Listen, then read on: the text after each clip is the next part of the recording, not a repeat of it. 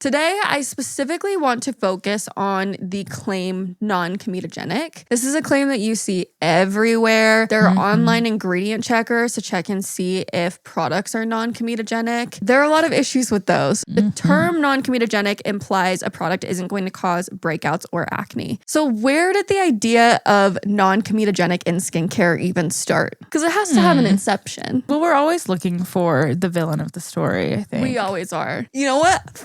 You, Lionel Messi. The thing that's crazy to me is that we are still using this study 50 years later as evidence for comedogenicity, and that's sort of why I wanted to make this episode. So the study that they did was known as the rabbit ear study.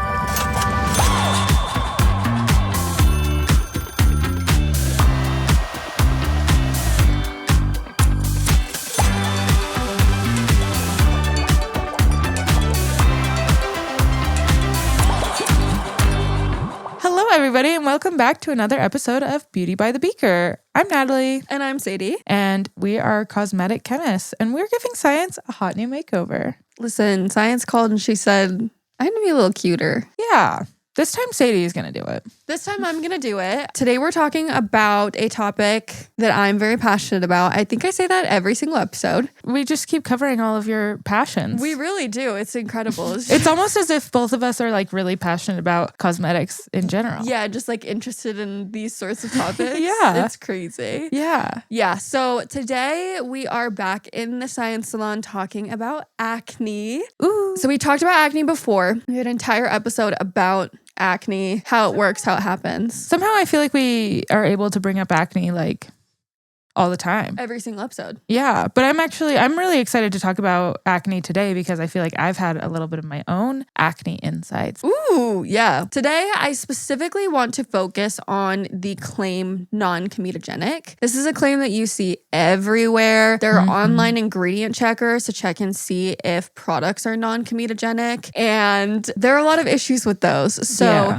today, we're going to be kind of talking about not necessarily what causes acne, but where the whole idea of non-comedogenic came from. There's a study that was done. We're going to talk about whether or not it was good. And then kind of what non-comedogenic actually means to you and how you can look for products that won't break you out. Perfect. I didn't even define non-comedogenic until the very end of that. That's fine. So let's start with that. What does non-comedogenic mean? Non-comedogenic, the definition is denoting a skincare product or cosmetic that is specially formulated so as not to cause blocked pores. The term non-comedogenic implies a product isn't going to cause breakouts or acne. And like I mentioned, we talked about acne before, so I'm not going to go into it a ton in this episode. Yeah. Comedogenic, I can only assume, derives from the words like comedones. Yes. You know, which is a type of acne. Yep. Or clogged pore. And essentially the definition of something being comedogenic means that it could cause clogged pores. Yes, exactly. There are a bunch of different types of acne. I won't talk about all of those. We have a whole episode. We'll link it right here.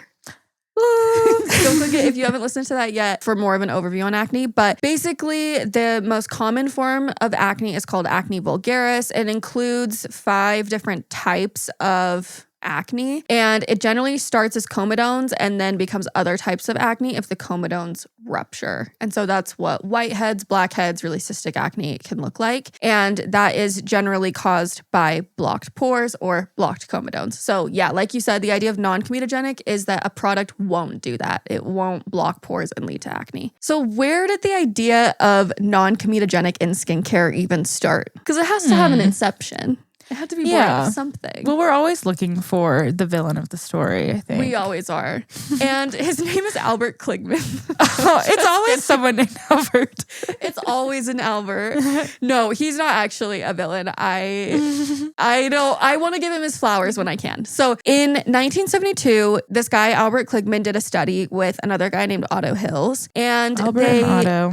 It's always an Albert and an Otto. Yeah, I'm pretty sure that those people murdered someone. Not those people, but I'm pretty sure there was like an Albert and an Otto that were involved in some sort of like really famous true crime event. Oh my God. If you know which one I'm talking about, if you know what I'm talking about, leave it in the comments. I'm not going to fact check because this is not a true crime podcast. But if you know a story involving an Albert and an Otto, We want to hear about it. We want to hear about it. Leave it below. Yeah. Link the morbid episode that talks about them. Seriously. Probably not these guys, but you never know. Yeah. I was only focused on one very specific part of their careers. I'm guessing it wasn't these guys, but I do have a feeling that maybe these guys did inflict some sort of discomfort somewhere. Yeah, I think... maybe.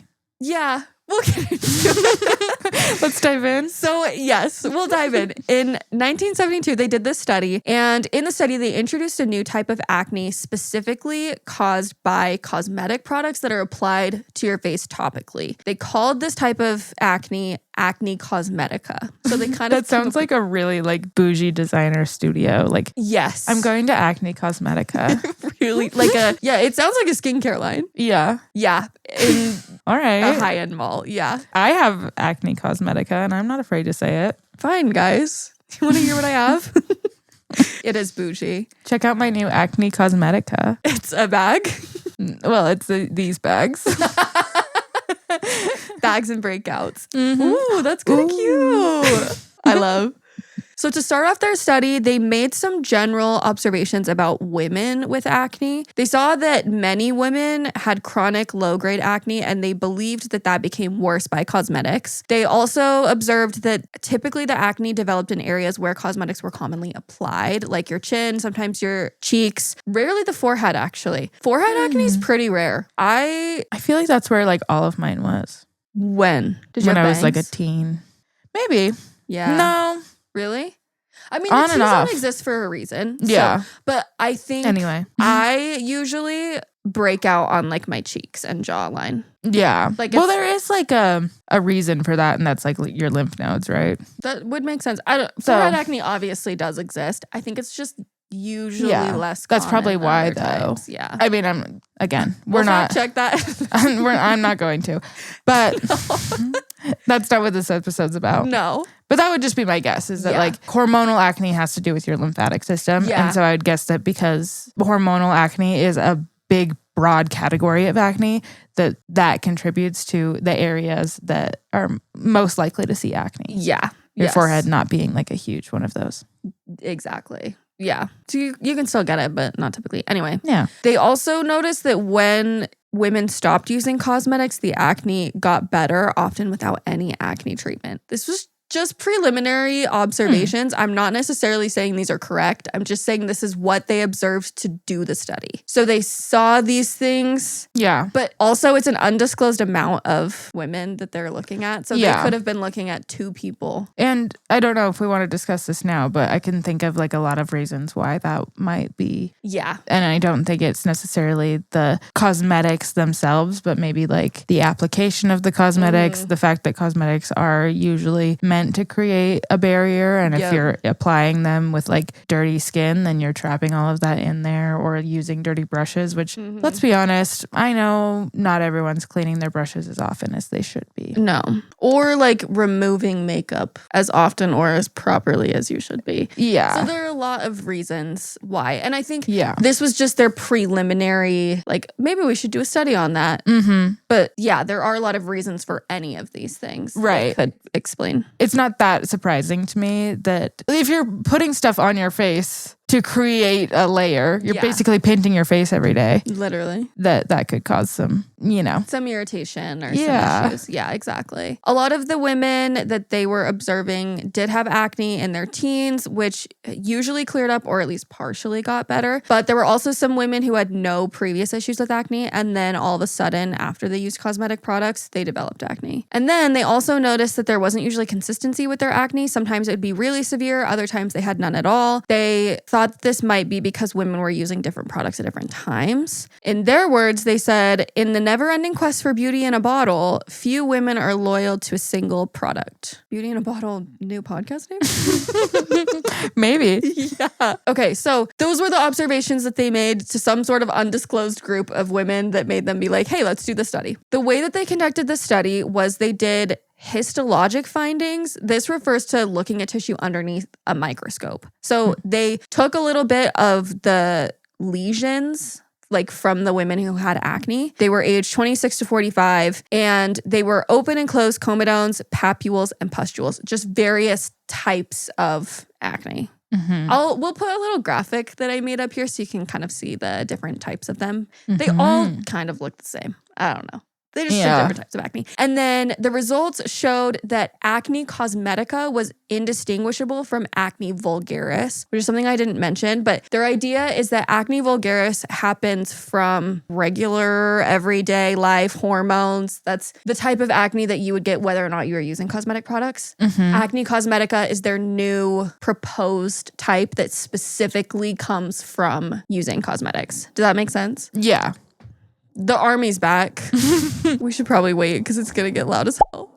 Yeah. I'm going to ask off the record. Is it like a different bacteria or? I think that's what they're trying to figure out in the study. Okay. It's essentially a study of like, if your acne gets worse, is there an actual reason for it? Yeah. Are the ingredients in products contributing to it? And if they are, can we tell the difference between that type of acne and hormonal acne?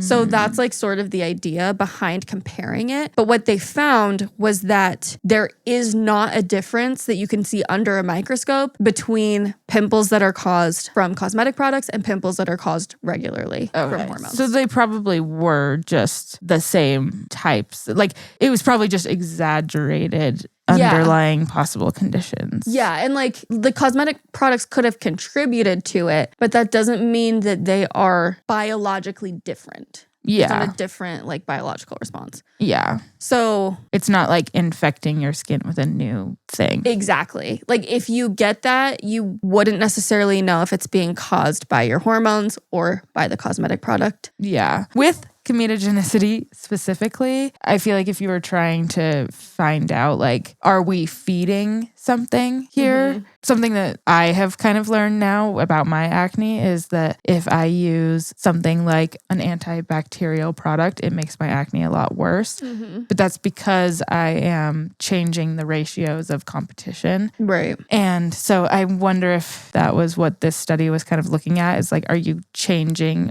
the ratios and like creating a better environment for a specific type? Yeah. You know, like, is that a new thing that you're feeding and that's accelerating it? Like a new one that's not the same one that's hormonal. Yeah. I mean, this was done in the 70s, and I didn't necessarily gather this from the study, but I think the theory was that the ingredients in the cosmetic products that these women were using were blocking the pores. That was what was contributing. So I think it has less to do with like microbiology and like our microbiome, because we've advanced 50 years since the study? Yeah, that's true. They didn't even really know. They didn't know about that. I don't think there was any thought about the microbiome. I think they probably thought like they're physically blocking pores. And so can we find out what ingredients are causing pores to be blocked? The thing that's crazy to me is that we are still using this study 50 years later as evidence for comedogenicity. And that's sort of why I wanted to make this episode, because we have advanced so much past this, but a lot of like non-comedogenic claims are based on this study that we're going to go over. Okay. And it's pretty archaic and it wasn't done very well. So,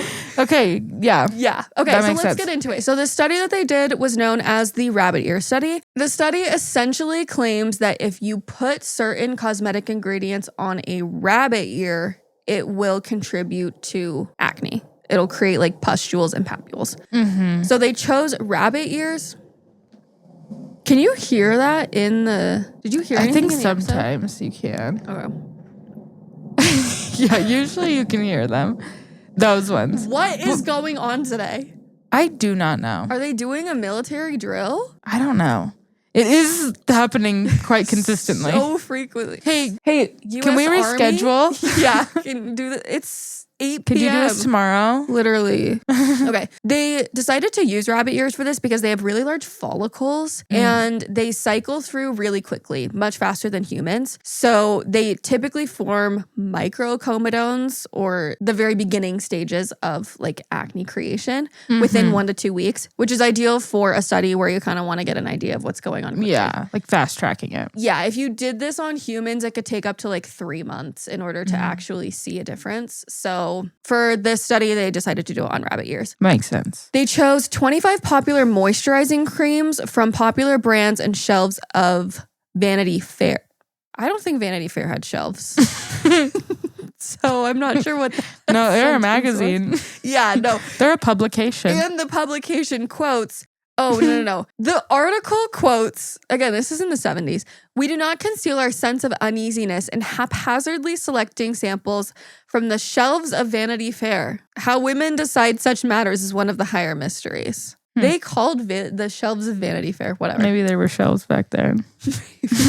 Essentially, they just wanted to choose the most popular ones that, like, if a woman was shopping for a moisturizer, it would be one that she would probably see. Yeah. So in order to do their test, they applied the moisturizer to one ear canal of 2 rabbits daily for 5 weekdays for the first 2 weeks. And then they took samples at 2 weeks of the rabbit ears. They looked at it under a microscope. They compared, because it was on each ear of the rabbit, right? So each rabbit had moisturizer on one ear and nothing on the other ear. So then they would compare the follicles of the 2 ears. Okay. So they kind of had like a control. And then to determine the comedogenicity, they used the following rating scale. 0 is none, 1 is slight, 2 is moderate, and 3 is strong. This is a very scientific scale. Super scientific scale. And they also stated that products that scored a 3 would have a similar comedogenicity to human sebum. So basically, from 0 to 2, they were like, it's probably not going to clog human pores. Anything above 3 probably will. Okay. And it's just sort of based on the vibes, it seems, what the score is. Okay. So whatever. The results. Yeah, I also don't assume that there's like any super solid reason why this arbitrary comparison of rabbit ear skin does apply to human follicles. Because that's also not usually an explanation that we get. It's just like... Yeah. We did it on rabbits and determined that these are approximations. Yeah. So, like, yeah. That's probably what happened here. Seriously. So the results were that 11 brands scored 0. So they were completely non-comedogenic. 6 were scored 1, 5 scored 2, and 3 brands scored 3. Okay? And they also found that adding 25% mineral oil to the ingredients completely removed any comedogenicity. This could be because it was diluted or because the formula matters more than individual ingredients still. Yeah. I don't know. Might be a theme. And then another finding that is very important that you need to think about is that modifying certain ingredients completely changes their comedogenicity. So they found one brand of petrolatum to be super comedogenic, but they tested a new sample and it wasn't comedogenic at all. They found that when they studied lanolin, the grade of lanolin mattered and the derivatives of lanolin were different. So basically changing the chemical structure of an ingredient plays a huge role in whether or not it was determined to be comedogenic. Hairsprays, cleansing lotions, and surfactant-based products like soaps were all found to be non-comedogenic. So they had a bunch of different tables and scores. I'll put these in the blog post. We're not going to go over them here. But they also tested a bunch of individual ingredients. And I believe that these... I'm like looking at these and I'm looking for coconut oil because that's what I'm considering using to take my makeup off tonight. As if it even matters because it doesn't. Because it doesn't. That's the whole point.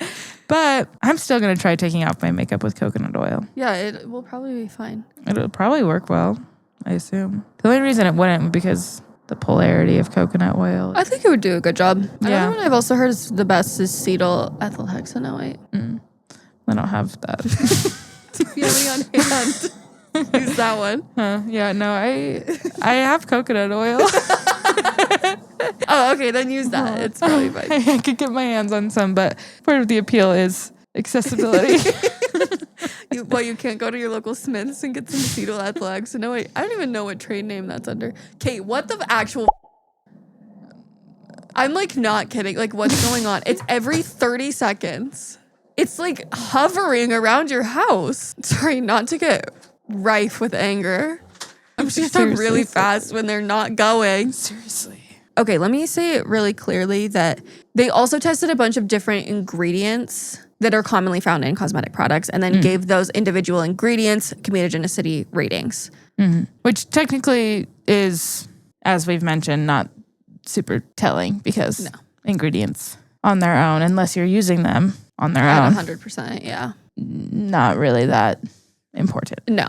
So then the authors tested the same ingredients and cosmetics on humans, and they applied the products to the upper backs of 2 to 3 adult male volunteers for 6 weeks. Okay, first of all, 3 is an extremely low sample size. Second of all, 2 to 3? Yeah. Maybe Could they not keep track? Hey, it was 6 weeks. It depends on who showed up. Yeah. They can't all be available. Can't expect all 3 of them to be there every week. Seriously. For 6 weeks, can you lower your expectations? That's a commitment. Yeah. Yeah. First of all, 2 to 3 is a very low sample size. Second of all, this whole study, the idea was doing it on women, so I'm not sure why they switched to men. Okay. What is happening? I actually... It feels like It's Small World. It sounds like Owen's barking, but in airplane form. I don't know why it's airplane day outside. We're gonna Okay, anyway. So they didn't find a clear breakout in any single instance in any of the 3 instances. I'm going to let Sadie keep talking, and I'm going to check my local Facebook page. They are literally circling your house. What? They're on this side right now. What's happening? This is truly insane. Is anyone posting? It does say, did anyone else hear a fleet of jets go by? Is something going on? Any comments? There's a flyby for the Real game in Sandy. This is for a soccer game? Maybe. They go off into the distance and then they come back. I think it's because Lionel Messi's in town. You know what? You, Lionel Messi. Hey, Lionel Messi, can you come back tomorrow? Seriously, we're recording. Okay, well, guys, if you hear helicopters in the background, it's because Lionel Messi's in Utah. Either that or training exercises with the Dutch. That's only according to my Facebook group. With the Dutch? Don't ask. That's not what this podcast is about. We don't have time to get into the U.S.-Dutch relations. So it's either the Dutch or... Where's Messi from? Brazil? This can't be what that's for, though. Lionel Messi's not at my house. Unless he's in my backyard. Is the Real game happening at the local high school? What is happening? I'm gonna start crying. This is bonkers. Oh my god, I'm literally sobbing. Local high school actually took me out. Oh my god, my stomach hurts. I am truly so confused. I am in tears. Okay, they're gone. All right. Okay. We have 30 seconds. Okay, go. Sorry By the if time I unlock my iPad, they're gonna be back. Sorry if we seem a little disheveled. We've been laughing about the fact that there is a whole fleet of fighter pilots above my house.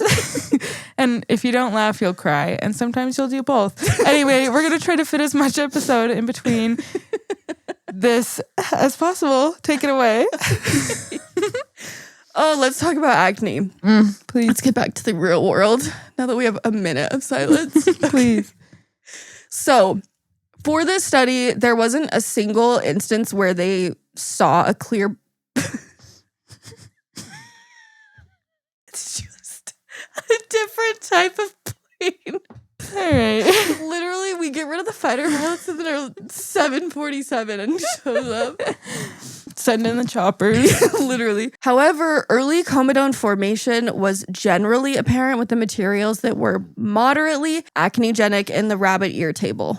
So basically, if the ingredients scored a 2 on the rabbit ears, they could generally see early signs of comedones forming. It also explicitly stated that unlike the rabbit model, most follicles were affected only slightly, even when it scored 3. Basically, it was much more severe on rabbit ears than it ever was on human volunteers. And also, again, this is 2 to 3 people. Yeah. So we do have to keep that in mind. Yeah, lots of room for variables. Right. Exactly. So some comments that they made from the study stating why acne cosmetica exists. They said that low-grade persistent comedonal acne exists in women, but rarely exists in men. For example, in the 26 to 35 age group, 18% of women had significant acne, which is 3 or more pimples, and only 2% of men did. But there was no difference in acne level between males and females from the ages of 16 to 20. So basically they're saying after the age of 25, mild acne occurs much more in women than in men. Yes. Yeah. That could also very much be hormonal. It could be hormonal. It could be a lot of things. Yes, it could be a lot of things. Yeah. Just saying that it's only because of cosmetics is not accurate because, like, I don't know. I just don't know how, whatever. It's definitely not only because of cosmetics, but definitely, like, I think an important thing to mention is, like, it's not the cosmetic itself. If anything, it would be just the fact that you're applying things that are not breathable to your skin every single day and potentially doing it in a way that you're introducing additional bacteria that they didn't really, like, understand at the time. Yeah. And so to me, it does seem very possible and very likely that makeup is the issue, but that they didn't know that they needed to be, like, you know, not applying things directly to their face or, like, not putting applicators back in. Like, back in the 70s, they weren't thinking about contaminating makeup the same way that they are now. So, like, I'm sure there was a lot of bacteria being moved around through those cosmetics as well, through your brushes. And then usually they do have things like titanium dioxide or zinc in them that create, like, physical barriers that could hold things in. Yeah. I think if you were to wash your face well and use clean procedures in applying them, I don't think you'd have the same issue. I don't think it's the product itself. Like, if everyone's wearing makeup, the percentage of people that are wearing makeup in a non-hygienic way is going to be higher. Yeah. With men, less people wearing makeup, less people doing it non-hygienically. Yeah. You know? I agree. I also think it's interesting that from this study, the general public conclusion was that certain ingredients cause acne more than others do, because that's not really what it showed. Like, it didn't really show that. It actually showed that what's ultimately important is how comedogenic the finished product is. Yeah. So what matters is the overall formulation. Like, for example, I mentioned that lanolin and petroleum jelly were comedogenic in their pure form, but diluting them to a third of their strength made them completely non-comedogenic. And a third of a formula is still a huge percentage. Yeah. Like, we're rarely using that much in finished formulas, at least today. Right. So unless it's water, there's very few ingredients that are making up a third of your product. Yeah. Unless it's like straight Vaseline. Yeah, or unless it's Aquaphor. water or unless it's an anhydrous. Yeah. Then those are the exceptions. Exactly. But even then, the overall formula just matters so much more. Yeah. And also how refined the ingredients are. So, like, the grade of the ingredients. And since it's impossible for you as a consumer to know what grade of ingredient was used, that's another reason why the finished product matters so much more than the ingredient itself. Right. The researchers also studied a 0.05% solution of retin-A, which was effective even when cosmetics continued to be used. It took 4 to 6 weeks to get rid of comedones, and applying the retin-A daily kept the skin clear. So it could just be the fact that maybe they weren't using proper anti-acne products in their routine. There are just too many variables to say that, like, certain ingredients cause acne, which is what the general consensus from the study is. I feel like, I don't know why I'm thinking of this, maybe because my house is a little bit messy, but to me, the way that I'm thinking about this is that, like, cosmetics are kind of like a messy room and a door. If you can close the door on a room, then the chances of that room getting messier are a lot higher because you can't see what's going on behind it. Yeah. But it doesn't mean that the door is making the room messy. Right. It's just the fact that you can use that as an excuse to, like, perpetuate the mess. Yes. I feel like this is kind of the same situation where it's like we weren't able to prove that the cosmetics or, like, the door in this example are the reason, but we can see some trends in the fact that, like, those two things kind of maybe go together in some way. Right. But definitely not that the cosmetics are causing acne. Yeah, or that if the cosmetics are causing acne, you can't just isolate one ingredient. Definitely not. Yeah, like I think this speaks to people's desire to have things be black and white. Right. And it's way convenient to say, here's a list of ingredients that are probably causing your acne. So if you just avoid these, then you won't get acne. Like that's much simpler than saying, yeah, it's actually different for every single person. And there's no way to say whether or not something's comedogenic because something I apply to my face could break you out horribly and vice versa. Yeah. And there's like not really any rhyme or reason to that. Mm-hmm. That's a lot harder of a sell than being like, here are 10 ingredients that you should avoid. Yeah. I think that's probably why people got that from this study is just the desire for simplicity. Right. And the desire for answers. Right. And like, I mean, we've talked about this before with our last episode, talking about like with retinol, how companies have more advantage with testing like their own formulas and like individual ingredients. I feel like this is kind of the same situation where it's much easier to tell consumers, here's a list of ingredients that you should avoid, than it is to say, like, we tested our formula compared to a bunch of other formulas and ours caused less acne. Right. Instead, you can just say, like, here's a list of ingredients, and that gives like a big net over a bunch of products all at the same time when it's just really not that simple. Exactly. And then companies can just say like, oh, well, it's not comedogenic based on this list. So they get to sidestep having to do the hard work to actually do a study. And the people that are making those lists, like the websites that we mentioned earlier, like ingredient checker websites, those are also making money by making those lists. And again, it's much easier to make a list like that than it is to make a list of finished products. Yep. So exactly. Again, just another way that people are selling things. Okay, so let's talk about studies that have happened after that original study. So 10 years after the original acne-cosmetica study, the same researchers, Albert and Otto, published another study that explored the effects of cosmetic ingredients in humans rather than just animals, which is like, okay, great, we're going in a good direction. Yeah. Like, let's evaluate what's actually important. So they found that a human model could be used to evaluate comedogenicity, but that the results didn't necessarily match to the results obtained through the rabbit ear model. So basically, the rabbit ear model is not super accurate. Substances that were rated a 1 in the animal model were non-comedogenic in humans, and then all the substances that are comedogenic in humans were also comedogenic in rabbits. So basically, the rabbit model is an elevated version of what they were finding in humans. It was always more severe in rabbit ears than it ever presented in humans. In 1989, a researcher named James Fulton published an article that listed a bunch of ingredients that were tested on rabbit ears, and this is the biggest list of ingredients that we know of. And I believe this is what most companies use as their list for acne ingredient checkers. In 1989 as well, the American Academy of Dermatology determined that if the animal model does not show evidence of comedogenesis, the test material under consideration is likely to be non-comedogenic in human skin, which is basically what we just said. Then in March of 2006, so we jump forward a little bit, another paper was published that reevaluated the methods of the original acne-cosmetica study to see if the materials they tested were actually comedogenic. Basically, they were like, can we replicate this study? Or was it kind of a fluke? So this study only tested 6 individuals, which is double the amount of the original, but still... Or triple.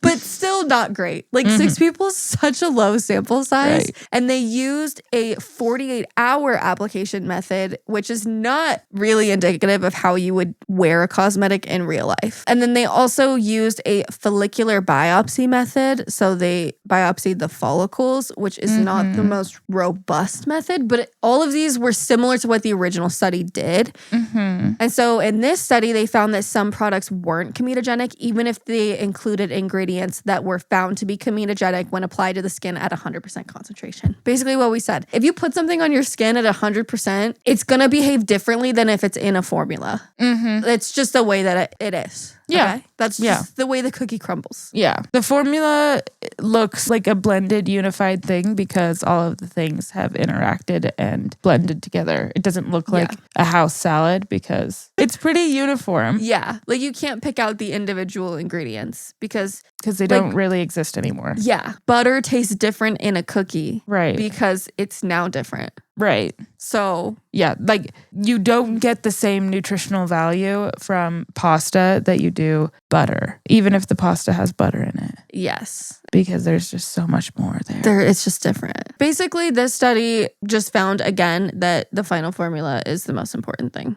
Yeah. So what we've been saying time and time and time again. Yeah. And then in 2021, there was another study that published how products with D-alpha tocopherol acetate, which is a vitamin E derivative, reacted to Asian skin. So there's still studies that are continuing to look into the topic of comedogenicity. But for the most part, it's pretty well known that individual ingredients don't matter Yeah. as much as the final formula does. Yeah, that makes a lot of sense. Yeah. And I would like to see some studies that are more focused on application of cosmetics. Same. If we're going to be testing ingredients. Yep. Since I think that's more likely causing acne. Yes. But what do we know? We're just talking about topics we know nothing about. very true. Okay, so now that we've kind of determined that individual ingredients do not cause acne, next week we're going to talk about how the term non-comedogenic is actually regulated, the difference between non-comedogenic and non-acne-genic, our thoughts on the acne ingredient checkers that you can put a product ingredient list online and it'll tell you whether or not the product causes breakouts, and also how you can avoid breaking out with cosmetic products. Yeah. So this week we sort of talked about the breakdown of the study and kind of where this idea came from. And then next week we'll wrap it all up and discuss everything else related to this topic. Yeah. I think this week we did a good job of, Sadie did a great job. Girl, where are we? Well, I didn't do anything this time. Sadie did a great job of introducing the idea of comedogenicity. And yeah, I think that really helps to kind of give a little bit of insight into where that term even comes from. Yeah. And again, just how old, I don't know, the old science that it's based on, and that there really hasn't been a lot of great insight since then. Yeah, definitely. Yep. So anyways, we will talk to you guys again next week for part 2 of our non-comedogenic episode. Yes. In the meantime, please go visit us on our website. You don't want the fun to end, and we don't want it to end either. And you can find us online at beautyxspeaker.com. You could also find us on any social media platform at beautyxspeaker. And you can also find our personal social media accounts. Mine is Sadie BXB. And I am Nat BXB. And we would love it if you guys would like, comment, subscribe, share this with a friend. Please. Who's interested in this topic. Please. It would really help us out. We are running out of space on our hard drive and need to buy another one. And they're approximately a lot of money. And so we need a little bit of income for that. Where's it going to come from? Yeah. If you want us to, we're finally to that point where if you want us to keep putting up episodes, we need space to do it. And in order to do that, we need to make $300. So we'll put our Venmo in the caption. Anyway, I hope you guys have a really great week, and we will see you next Wednesday. Bye. Bye. Okay.